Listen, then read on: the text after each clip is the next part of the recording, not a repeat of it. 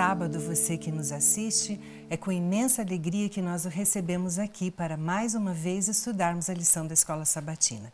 Hoje nós estamos estudando a lição de número 2 da nossa lição nova, que fala sobre unidade em Cristo. E para compartilhar essa lição, nós temos aqui dois convidados muito queridos, que é o Andrei, que bom que você está aqui de novo, viu, Obrigado. Andrei? Seja bem-vindo. E o pastor Davi também. É uma alegria tê-los aqui. Só lembrando que você pode acessar as nossas lições através do site do mais.cpb.com.br ou também pelo Facebook, facebook.com/conexão número 7 Curitiba. Para iniciarmos então o estudo dessa lição, nós vamos pedir a orientação de Deus. E eu peço que o Andrei faça uma oração para a gente, por favor. Sim, vamos orar. Pai que estás nos céus, graças te damos pela oportunidade de estudarmos a Tua Palavra. Pedimos a presença do Teu Santo e Bom Espírito para iluminar nossas mentes e falar no nosso coração. Amém. Nós oramos em nome de Jesus. Amém. Amém.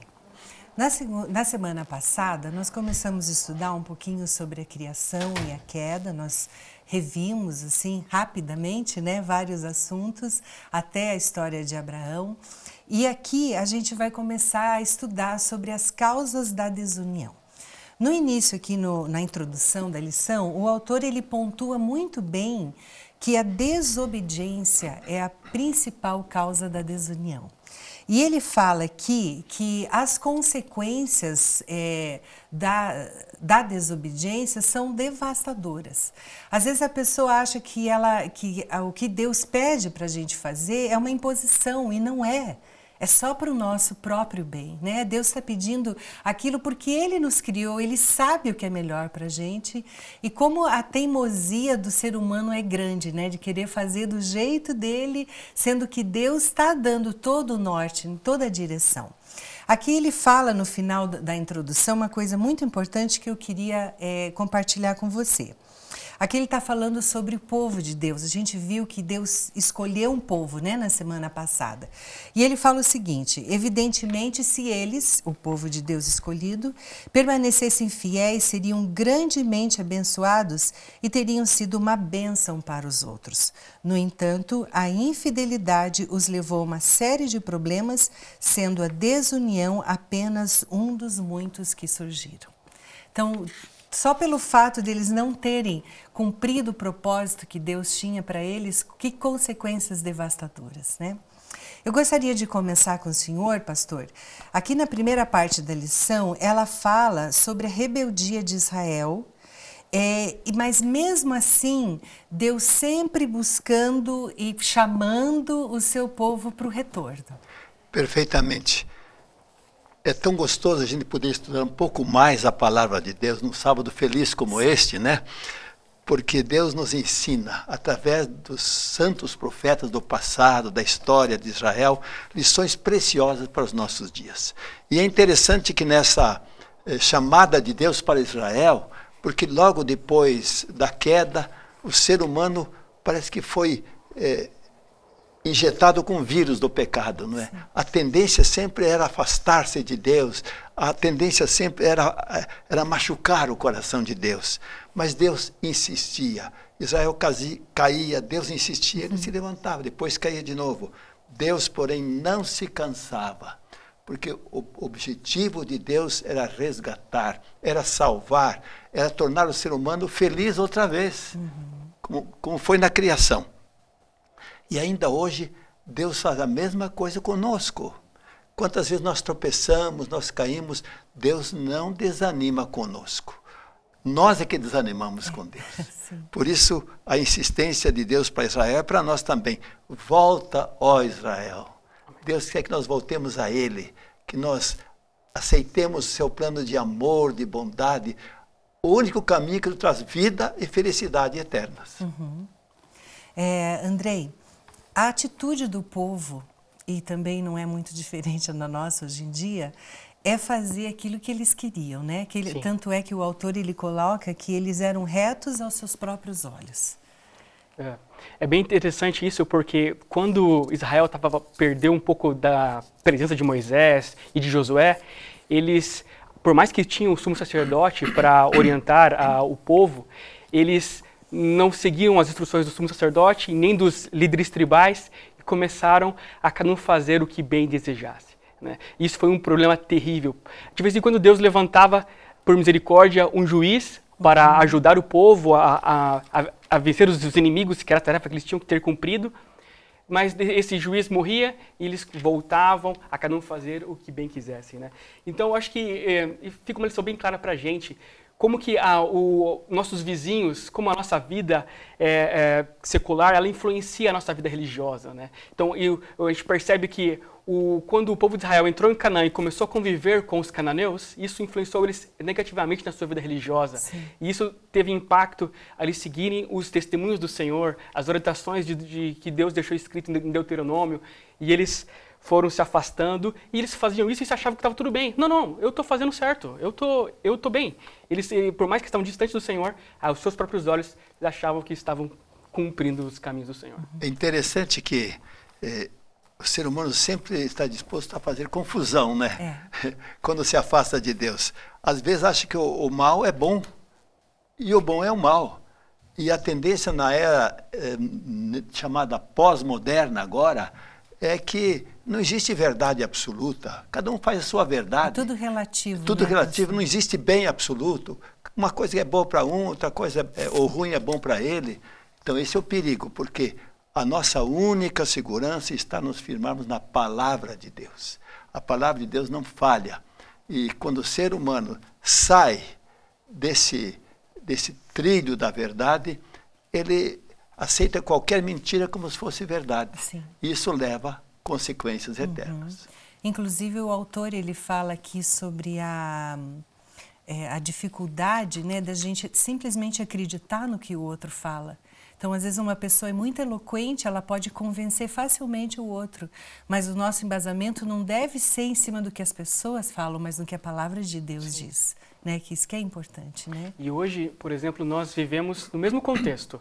Nós estamos misturados com os cananeus, né? Nós vivemos no meio dos habitantes da terra, que cada um tem a sua religião e tal, e nós, às vezes, nós não seguimos firmes os princípios dos quais nós somos ensinados no Senhor, os princípios da palavra, e nós daí começamos a relativizar, talvez isso que eu acredito, talvez não é tão verdade, é verdade para mim, mas não é verdade para ele, né? E isso gera um problema. Nós temos que estar bem firmes, bem solidificados na palavra. Sabemos que o que é verdade, Jesus é o caminho, para nós conseguirmos estarmos nesses momentos tumultuosos que nós estamos enfrentando atualmente, né?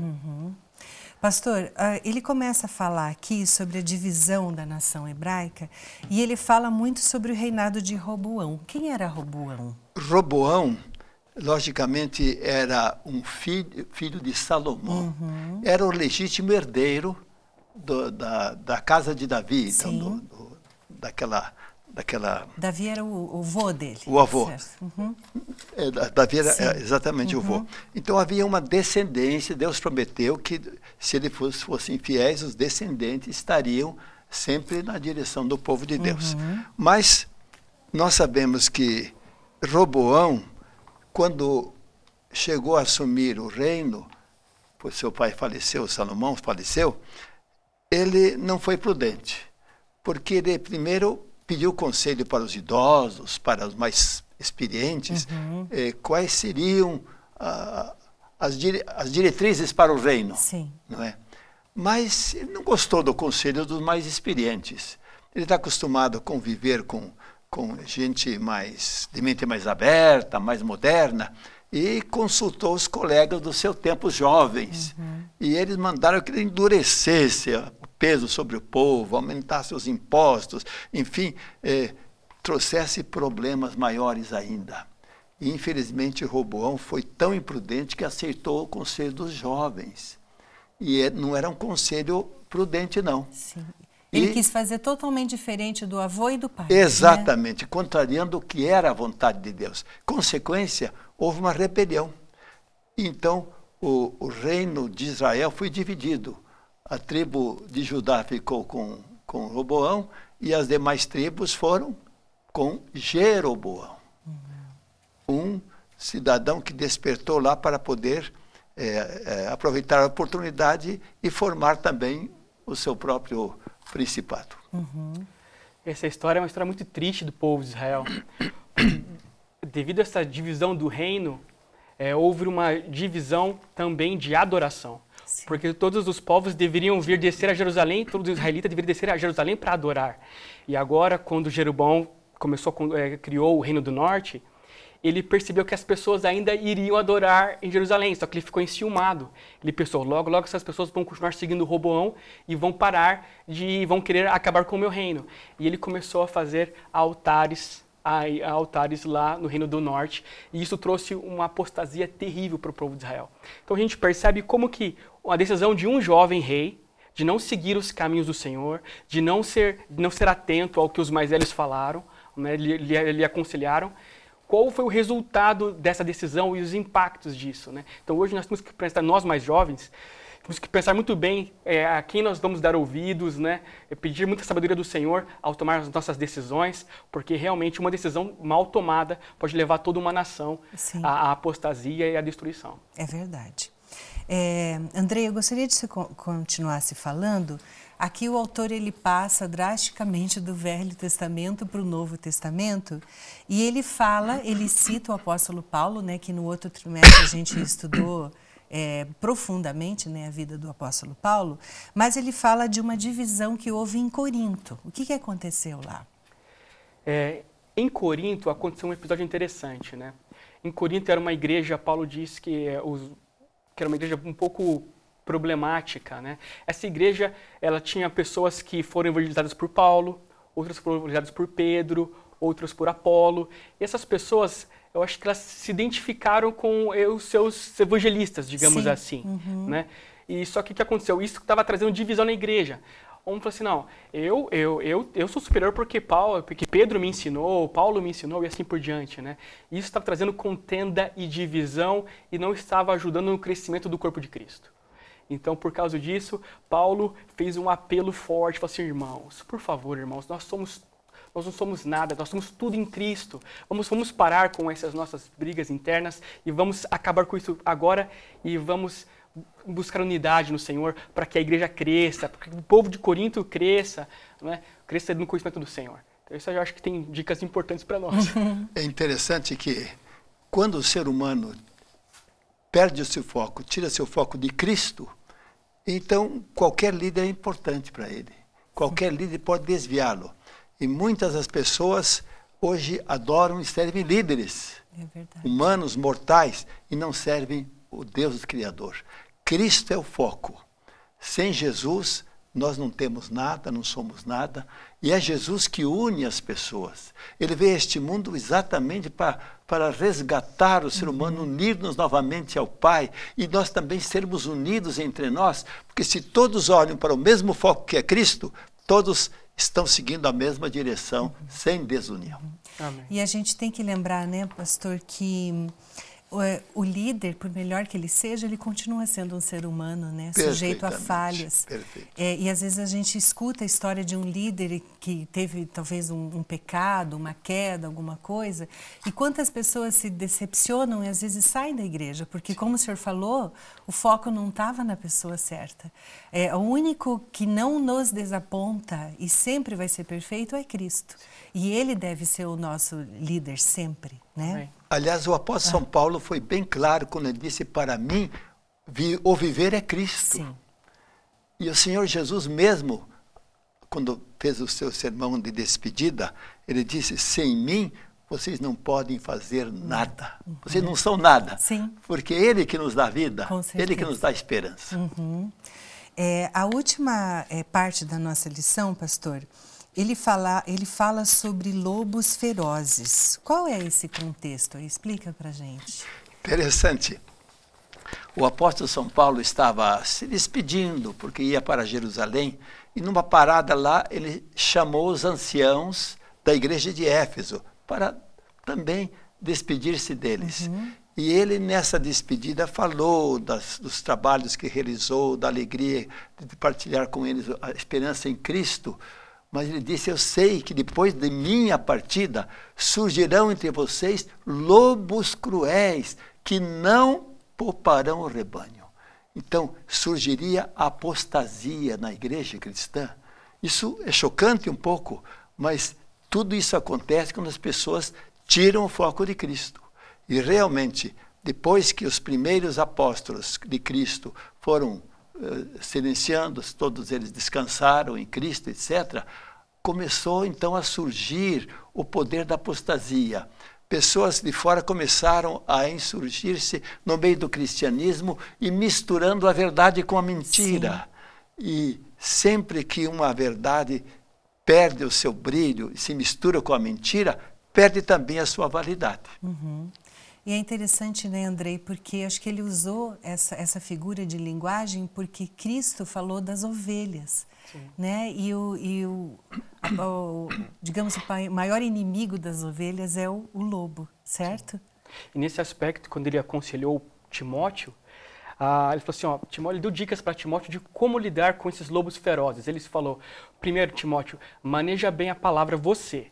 Porque se você, que é o ancião, que é o líder que está cuidando da igreja, manejar bem a palavra, quando esses lobos aparecerem, você vai saber como espantá-los, como rebatê-los, né? Então, porque é pela palavra de Deus que nós conseguimos realmente afastar as heresias, afastar qualquer sombra de dúvida do caminho do Senhor.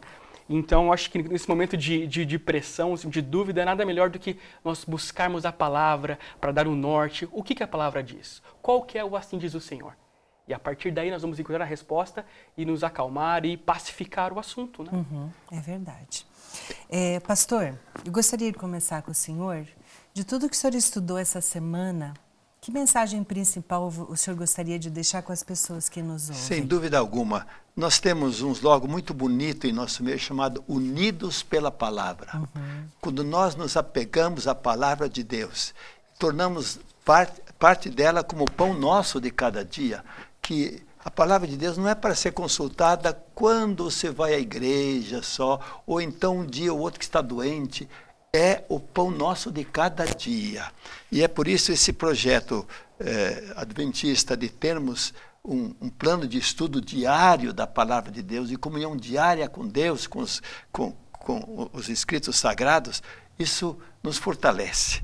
Porque quando as pessoas se afastam da Palavra de Deus e perdem o foco que é Cristo, então, como dissemos, qualquer coisa serve. Uhum. Então surgem as fofocas, e um começa a fofocar contra o outro e começam a criar azedumes nos relacionamentos humanos.